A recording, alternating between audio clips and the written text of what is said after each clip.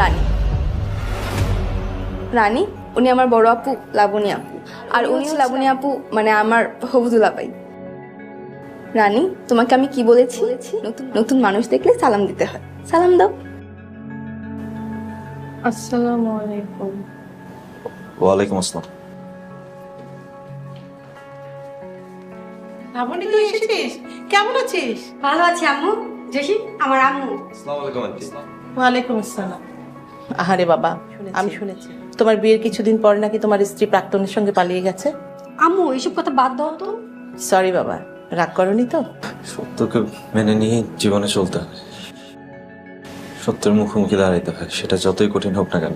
ঠিক বলেছো বাবা। আমাদের বাড়ির লোকজনের সঙ্গে পরিচয় হয়েছে? মা, আমি অলরেডি পরিচয় করিয়ে দিয়েছি। দেখেছো বাবা, মেয়েটা কত নিষ্পাপ আর সুন্দর।